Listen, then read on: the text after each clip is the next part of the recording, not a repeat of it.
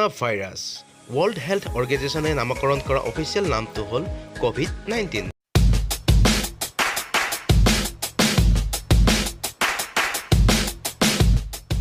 এতিয়া আমি জানো আহক COVID-19ৰ ফুল ফৰ্মটো।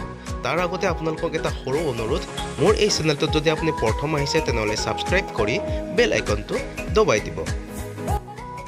কোভিডৰ সম্পূৰ্ণ নামটো হ'ল কৰোনা ভাইৰাছ ডিজিজ, অৰ্থাৎ CO মানে হ'ল কৰোনা, VI মানে হ'ল ভাইৰাছ আৰু D মানে হ'ল ডিজিজ।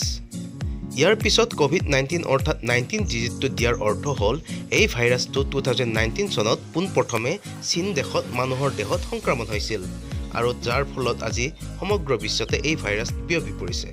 গতিকে 2019ৰ পৰা এই 19 ডিজিটটো কোভিডৰ পিছত এড কৰি দিয়া হৈছে। গতিকে এয়াই আছিল COVID-19ৰ ফুল ফৰ্ম। গতিকে প্ৰিয় বন্ধুসকল, COVID-19ৰ কাৰণে আপুনি কেনেকুৱা সাৱধানতা অৱলম্বন কৰিছে মোৰ এই ভিডিঅ'ৰ তলৰ কমেণ্ট বক্সত কমেণ্ট কৰি নিশ্চয় জনাব। গতিকে আজিলৈ ইমানেই, আৰু এটা ভিডিঅ' লৈ আপোনালোকৰ ওচৰলৈ অহাৰ প্ৰতিশ্ৰুতিৰে আজিলৈ ধন্যবাদ।